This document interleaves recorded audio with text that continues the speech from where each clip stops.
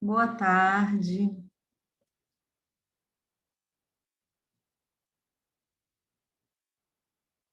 Sou eu.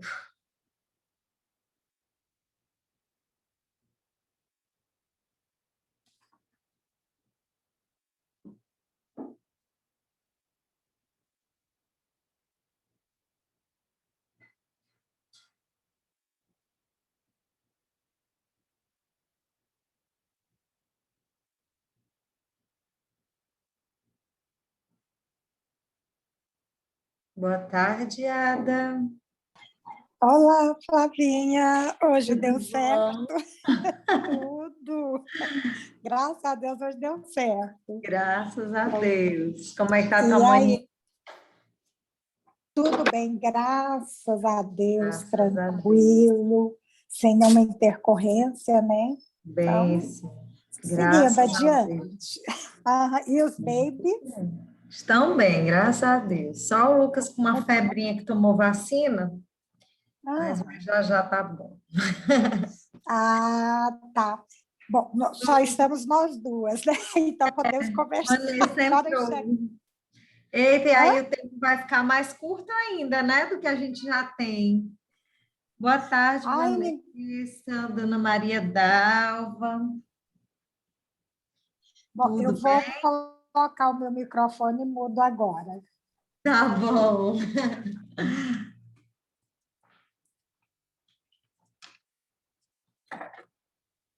Eu acho que eu já vou começar, né? Porque o tempo é curto e o tema Uhum. não Você tem. tem visto tanto que eu tenho apanhado, né, com o tempo. Bom, hoje eu vou falar um pouco sobre a fisioterapia em crianças com pneumonia, né? Com diagnóstico de pneumonia. Daí eu trouxe aqui uma.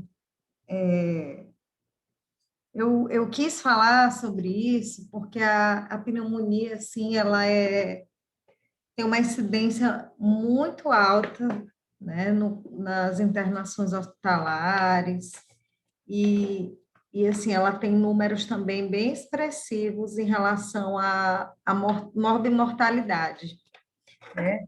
Em crianças até 5 anos, ela é a terceira causa de mortalidade infantil, então, assim, é um número importante, né? Então, eu quis falar um pouco sobre a fisioterapia respiratória, né? Que ela tem seus benefícios, né? Para que diminua, assim, as complicações decorrentes da pneumonia. Existem três tipos de pneumonia. Existe a pneumonia comunitária, né? Adquirida na comunidade. Existe a pneumonia nosocomial, que ela é adquirida no ambiente hospitalar, né? Uma infecção que é proveniente do ambiente hospitalar. E temos a pneumonia também associada à ventilação mecânica, a chamada PAV, pneumonia associada à ventilação mecânica. Então, assim, como é bem amplo, eu vou focar um pouco sobre a pneumonia comunitária mesmo, na infância, né? Até recentemente, a Sociedade Brasileira de Pediatria fez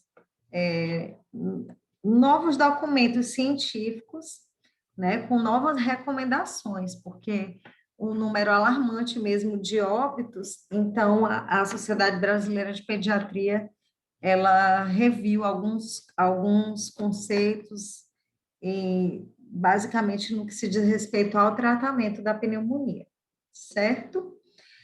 A pneumonia, como eu já falei, ela é a principal causa de morte em crianças com menos de 5 anos em países em desenvolvimento, como o Brasil, né? Então, por isso que a Sociedade Brasileira resolveu criar esse documento.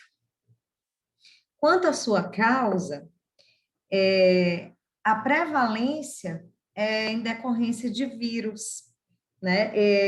Os vírus são cerca de 90% dos casos de pacientes que evoluem com pneumonia em crianças com até 1 ano, né? O vírus sincicial respiratório, eu acho que está um pouco escuro, acho que minha tela. O vírus sincicial respiratório, influenza, parainfluenza, adenovírus e rinovírus, eles são considerados mesmo assim os mais prevalentes, né? Existem também os quadros bacterianos da pneumonia.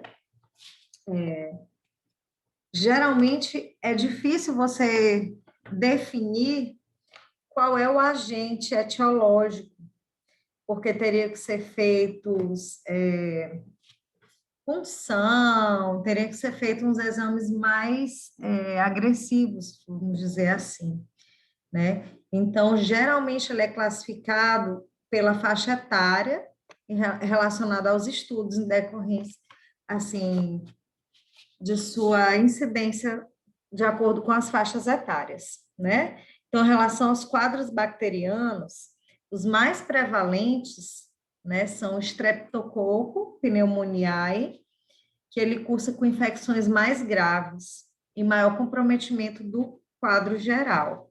Tem o Mycoplasma pneumoniae, né, que ele é o principal agente das pneumonias atípicas, que causam quadros menos graves e atingem principalmente pacientes maiores que 5 anos. Já o Staphylococcus aureus, ele acomete principalmente lactentes jovens e se associa a uma gravidade clínica com piora rápida e progressiva, né? E ele também tem como forma comum ele cursar com empiema e pneumatocele, que é uma complicação da pneumonia. Os sinais e sintomas contemplam o quê? Eles vão variar de acordo com a idade do paciente, mas geralmente eles são tosse, febre, taquipneia, que é uma frequência respiratória mais elevada, presença de retrações torácicas, né? Ele pode ter uso de musculatura acessória também, estertores crepitantes à ausculta pulmonar, e eles podem gerar hipoxemia e sintomas mais sistêmicos, né? Como desconforto, batimento de asa de nariz, e pode gerar também uma insuficiência respiratória aguda, que já torna assim a situação bem grave. Então eu quis falar justamente por essa questão. Eu acredito que assim a maior parte dos pacientes que hoje nós atendemos no hospital, 90% é por comprometimento pulmonar. Se não é a pneumonia adquirida na comunidade, é uma pneumonia nosocomial, assim, é um grande número para a maioria dos casos dos pacientes que eles indicam o atendimento da fisioterapia, né? Então, assim, tem esses casos ambulatoriais, tem os casos ambulatoriais e tem os casos mais graves que necessitam de internação hospitalar, né? Eles podem indicar internação imediata nesses casos mais graves, né? A Organização Mundial de Saúde, ela descreve como sinal de alerta paciente acima de 2 meses com tiragem subcostal, estridor, recusa de líquidos, pode gerar convulsão, alteração sensório e vômitos incoercíveis, tudo por conta da pneumonia, né? E para os abaixo de 2 meses, uma frequência respiratória maior que 60, recusa do seio materno por mais de 3 mamadas, sibilância, apesar de sibilância não ser um quadro bem típico da pneumonia, né? Quando há esse quadro de sibilância, também pode ser investigado outras causas, como asma, que é o piado no peito, né? Que é aquela respiração com aquele chiado, certo? Então, o diagnóstico é primordialmente mesmo clínico, visto a dificuldade de diagnóstico pelo agente patológico, né? pode ser realizado radiografia de tórax, mas assim, a Sociedade Brasileira de Pediatria recomenda não ficar fazendo com tanta frequência, né, pela questão da radiação, e, e eles consideram falha no tratamento após 48, 72 horas e pacientes hospitalizados, ou seja, um paciente realmente mais grave. Se ele fez 48, 72 horas de antibiótico e está em observação ali, ele não evoluiu, né? Isso já considera que é um quadro mais grave, certo? Aí tem os médicos têm a antibiótico-terapia como opção de repouso e também a questão da internação hospitalar, né? Então, a questão da internação, sempre levando em consideração a gravidade do quadro e geralmente associar a fisioterapia. A fisioterapia, porque a pneumonia, como vai levar a um processo inflamatório, ela diminui os cílios, a mucosa ciliar, então ela vai ter um acúmulo importante de secreção pulmonar. Então, ela vai diminuir a questão da relação ventilação-perfusão alveolar, certo? E isso em crianças menores, imaginem que pelas alterações mesmo fisiológicas, elas vão encontrar o maior esforço para ventilar, tá bom? Temos algumas complicações em relação a pneumonia, a piora dessa pneumonia, porque, assim, inclusive, muitas vezes a criança pode ir ao hospital e voltar sem um tratamento adequado, ou simplesmente, principalmente nas pessoas com baixa renda, não comprarem o medicamento adequado, né, antibiótico terapia, e cursarem com uma piora no quadro, e voltarem ao hospital já com insuficiência respiratória, um quadro de derrame pleural, que já são quadros mais graves e que demandam de um processo de internação maior, né? Que aí extravasa, essa questão do processo inflamatório, esse líquido extravasa para o intestino pulmonar. Então, não consegue ventilar de jeito nenhum, inclusive, a maior parte dos casos, quando é um derrame pleural extenso, ele necessita de toracocentese, né? Precisa drenar o tórax, e isso para a criança é muito complicado, né? Porque geralmente essas crianças elas ficam no hospital por baixo um mês, né? Porque é um processo mesmo inflamatório, tem que estudar, tudo é muito complicado. Como complicação também pode ter a pneumatocele,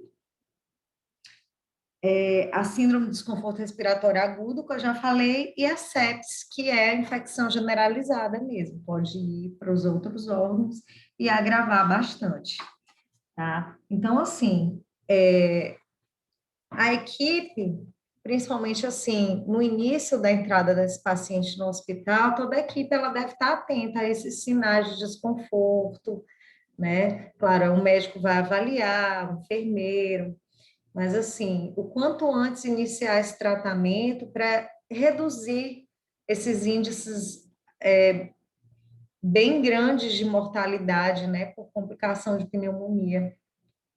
Eu acho muito importante. Então, caso evolua com piora progressiva, o paciente necessariamente vai precisar de uma oxigenoterapia, de um suporte ventilatório melhor, certo? Aí a questão do oxigênio, muitas vezes da ventilação mecânica. E assim, o quanto antes iniciar o processo de fisioterapia, melhor, né? Porque vai melhorar essa questão da ventilação. Em relação às técnicas de fisioterapia, tem umas técnicas que são bem difundidas e que eu até gostaria de falar, porque, assim, por exemplo, na literatura a gente encontra muito a questão da tapotagem, E hoje, os estudos mais recentes, eles falam assim que a capotagem ela não é recomendada, principal em neonatologia, pode levar a hemorragia intracraniana, ela não é indicada mesmo, pode causar o processo de dor, que é ruim para o recém-nascido, e também não é indicada para as crianças. Temos outras técnicas que a gente pode fazer baseado no caso clínico de cada criança, nas repercussões clínicas de cada um. Se há sinal de desconforto respiratório importante, se tem bastante secreção. Por exemplo, crianças menores, elas não conseguem ter uma tosse efetiva. E aí a fisioterapia tem uma técnica de estímulo de tosse que faz esse estímulo de forma passiva, para que essa secreção ela possa vir para a cavidade oral ou ser deglutida também pelo sistema gastrointestinal. Tudo isso vai melhorar, certo?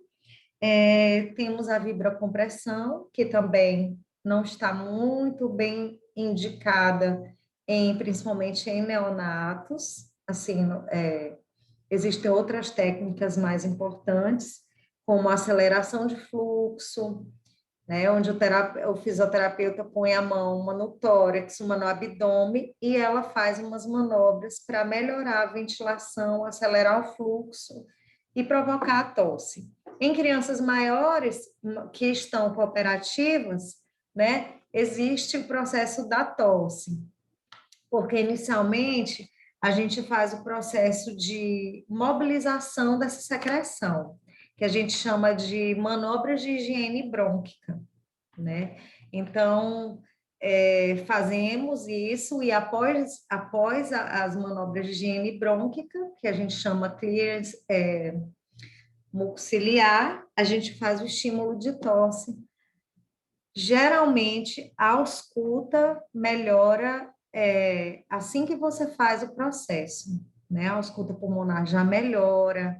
Então, quando há uma intervenção fisioterapêutica inicial, a melhora realmente ela é bem rápida em termos de reduzir o uso de oxigênio, diminuir as tiragens, os desconfortos respiratórios dessa criança e antecipar a alta, caso no hospital, certo?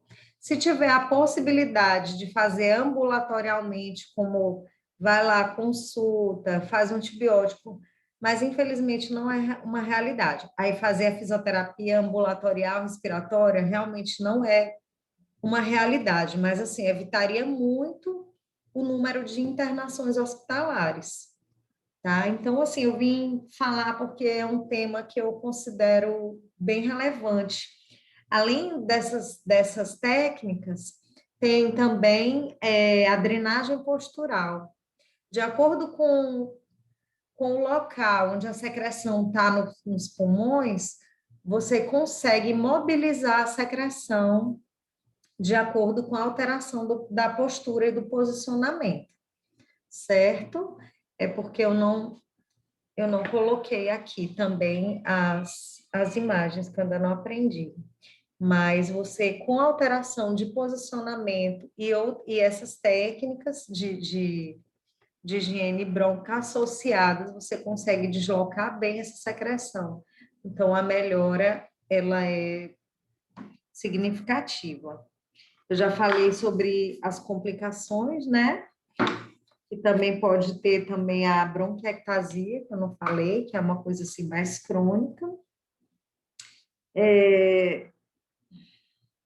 E assim, o mais importante que as técnicas é avaliar a necessidade individual de cada paciente, porque tem alguns que estão com comprometimento maior, né? Eu tenho uma experiência assim no Hospital Infantil de Imperatriz, de atender assim muitas crianças com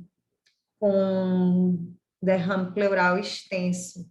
Tem crianças que chegam e relatam que foram várias vezes à consulta ou no posto, né? Foi auscultado, não, faz uma nebulização e manda-o embora com medicação para tomar, às vezes é um xarope.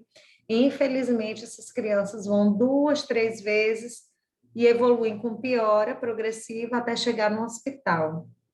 Quando faz o raio-x ou a tomografia, tá lá uma lesão extensa, pode haver ainda pneumatocele, né, que é como se fosse uma fístula, e aí precisando drenar, muitas vezes precisando de UTI.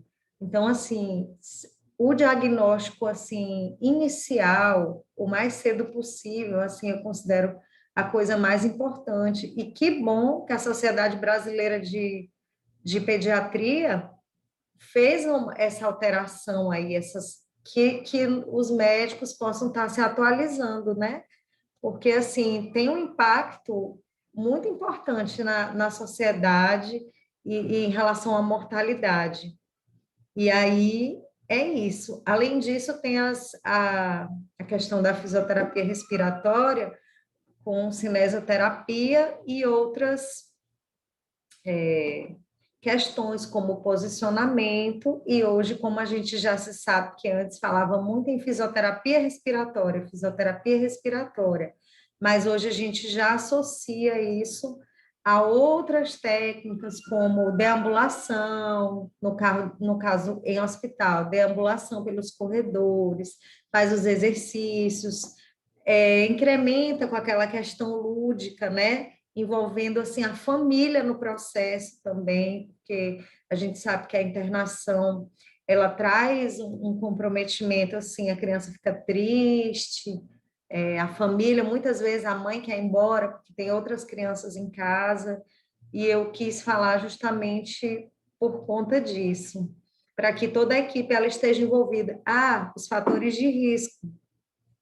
Dentre os fatores de risco, tem a questão, eu não tinha falado para vocês, tem a questão da nutrição, né? Crianças,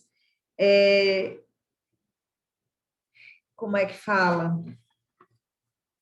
Crianças com desnutrição, elas têm mais propensão a ter esses quadros de pneumonia, porque aí ela vem esse agente patológico, né? Aproveita da deficiência da imunidade e esse processo se instala. E a recuperação também ela é um pouco mais demorada.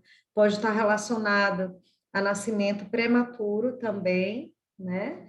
E outros fatores, como a questão ambiental, poluição, dependendo de onde essa criança vive, né, que tem questão de queimadas, tudo isso vai influenciar de forma negativa para que essa criança ela possa apresentar esse quadro de pneumonia. Então, que toda a equipe esteja atenta, né, para observar esses sinais, porque a gente pode intervir de forma multidisciplinar, né? A equipe da enfermagem, médico, fisioterapeuta, nutrição, nossa querida dentista, que sempre está muito a par, justamente na pediatria, está sempre envolvida, né?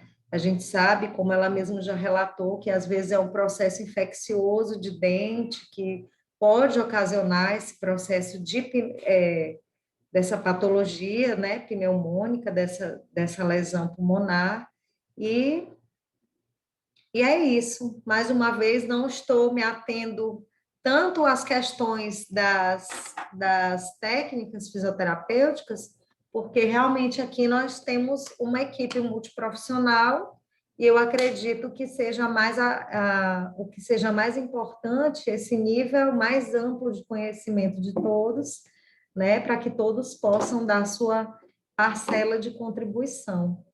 E é isso, para que a gente possa reduzir, né, esse índice aí tão grande. Eu achei muito alarmante, terceira causa de óbito em crianças até 5 anos.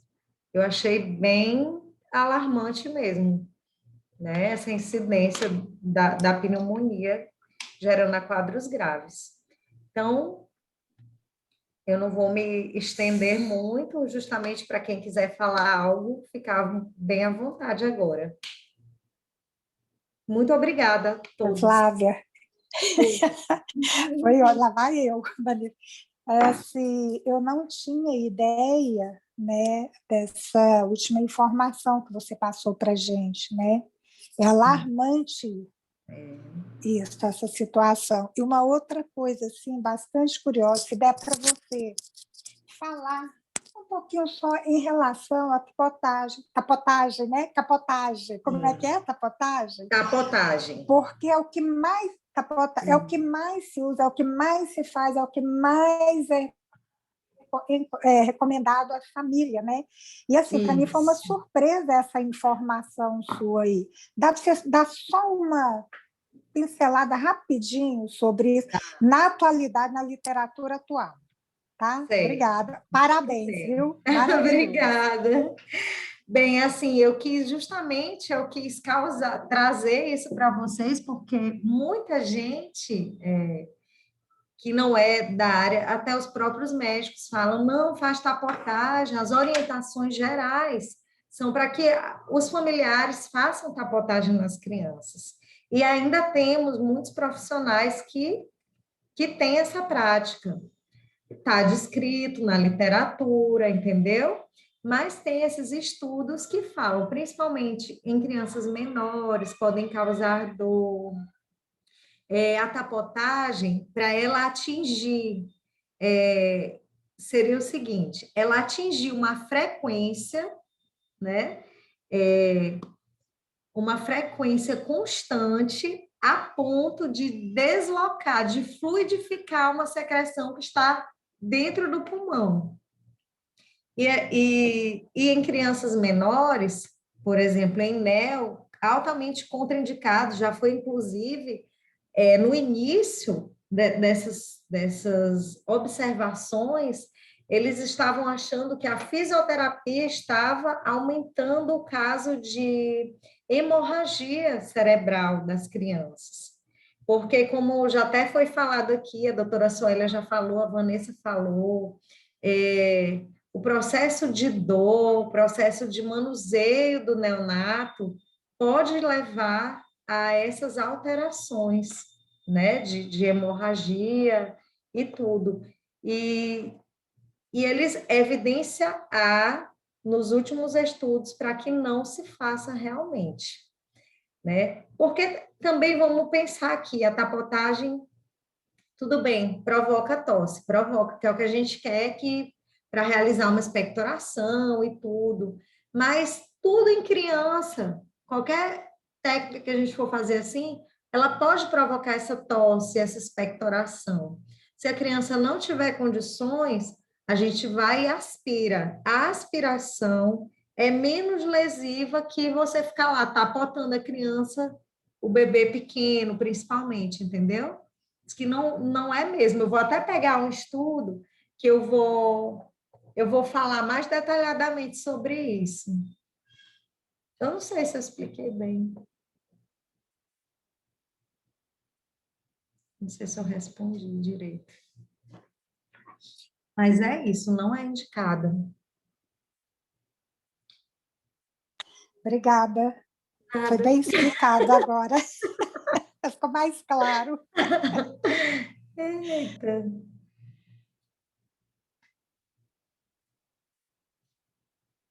Alguém tem mais alguma observação?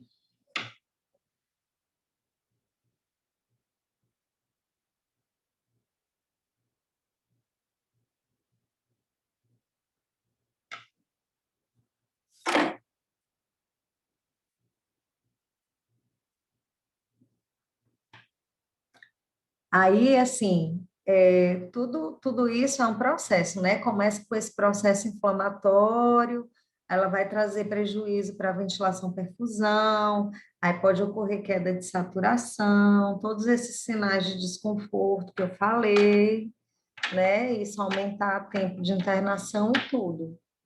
Então, se antes começar a questão do medicamento, da fisioterapia, né? Da questão de Hoje em dia, existe um exame, eu até fiz no meu filho, e justamente nessa recomendação da Sociedade Brasileira de Pediatria, eles falam que tem esse exame que é tipo um mapeamento de viral, sabe?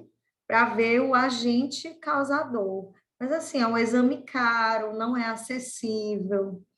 O que eles recomendam, porque existem várias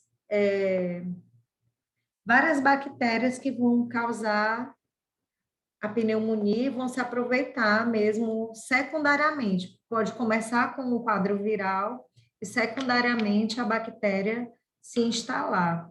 E o que eles falam assim também que crianças internadas teria que ter um protocolo de todos fazerem a questão da hemocultura, né? Que também na nossa realidade aí é bem difícil, porque geralmente quando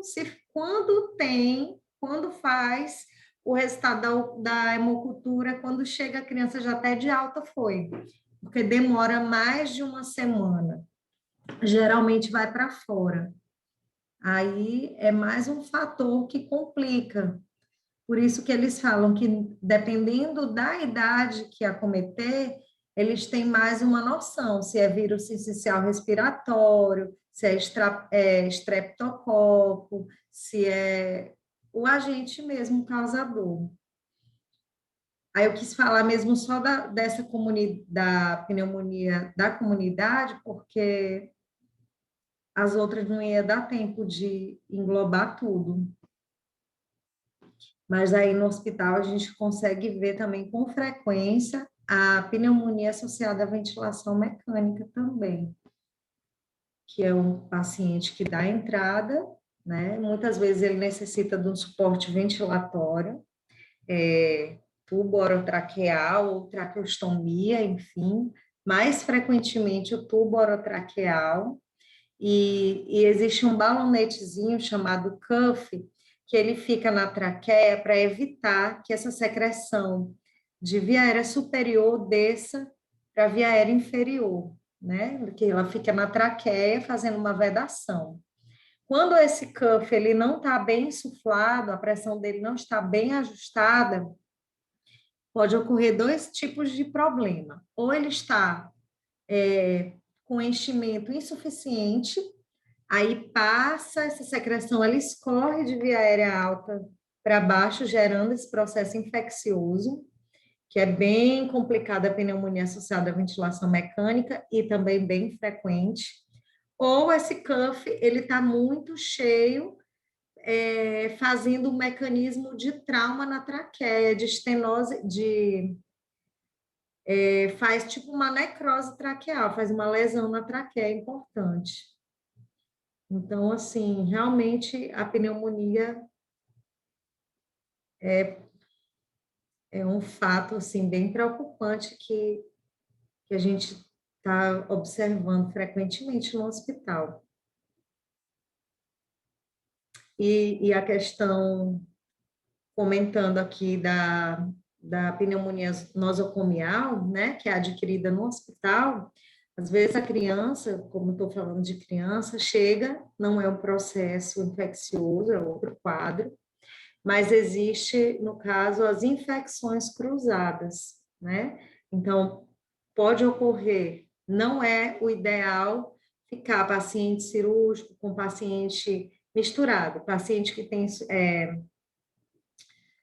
infecções respiratórias, porque justamente pode ocorrer essa infecção cruzada. E geralmente você pode perceber esse tipo de pneumonia após 48 horas, 72 horas de internação. Criança que chegou com um quadro, por exemplo, de diarreia, começa a ter um quadro respiratório.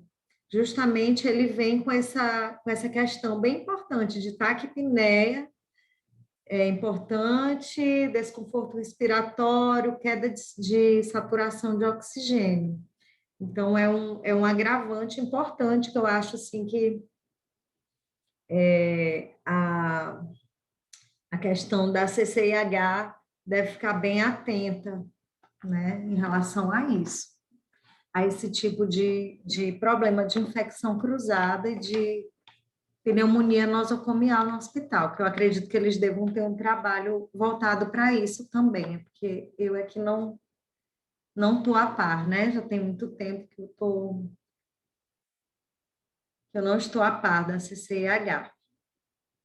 Mas é o trabalho mesmo importante que essa equipe desenvolve no hospital para evitar e minimizar essas complicações.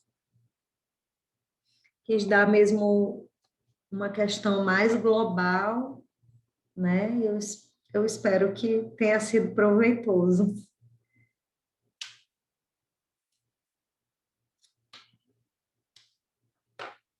Alguém quer falar mais algo?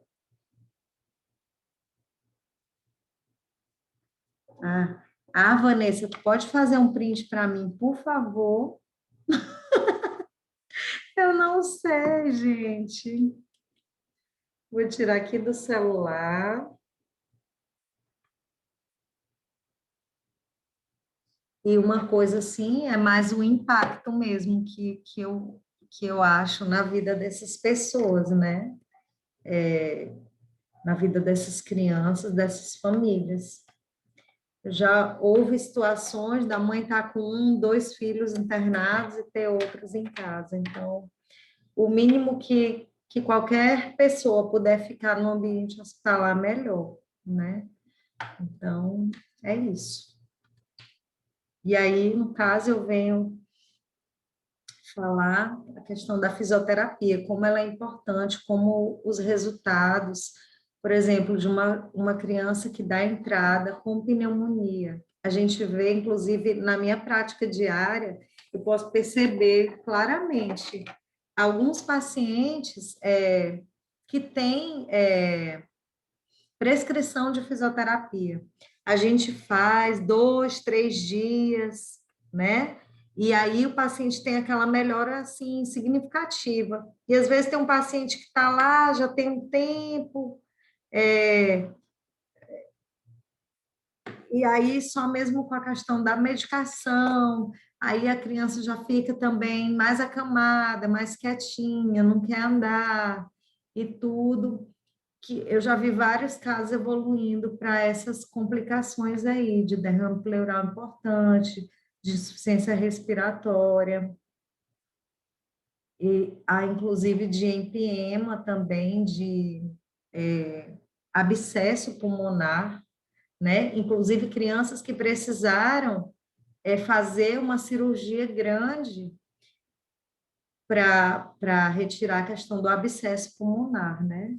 Toracotomia, assim. Então, o impacto é bem importante. E muitas dessas que foram para a toracotomia, algumas evoluíram também, pode evoluir a óbito, porque é uma grande cirurgia, né? Tem que ter uma incisão cirúrgica grande, retirar esse excesso esse abscesso mesmo, né? E ao final, essa criança sai do centro cirúrgico com dreno de tórax, não é apenas uma drenagem, é um processo cirúrgico que ao final é colocado um dreno de tórax e a maioria dos casos é necessário que essa criança vá para a UTI, né, para até melhorar mais, estabilizar o quadro respiratório, o quadro mesmo pela cirurgia de grande porte, e aí em todas essas fases a gente acompanha com a fisioterapia. Então, assim, realmente é bem preocupante. Eu me preocupo muito quando eu vejo, tem uma pressão, tem uma pneumonia extensa, assim, é bem preocupante mesmo. Eu acho que ninguém mais tem nenhum questionamento, então eu queria agradecer a todos vocês, tá bom? Por estarem aqui me ouvindo. Eu ainda sou nova nessa questão aí de estar falando, mas eu espero ter sido clara, eu procurei ser o mais breve possível, justamente para que a gente pudesse trocar essa ideia, tá bom? E assim, eu espero ter contribuído com todos vocês da equipe, para que a gente possa contribuir juntos para uma melhora desses doentes lá no hospital, quando a gente se encontrar. Obrigada, viu, gente?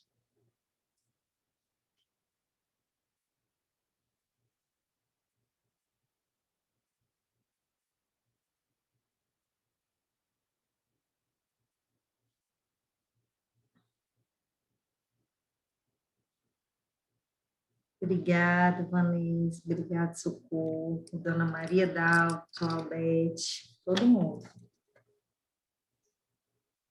Quem quiser sair, fique à vontade. Eu vou sair Ah, só por ser, gente, para ser educada.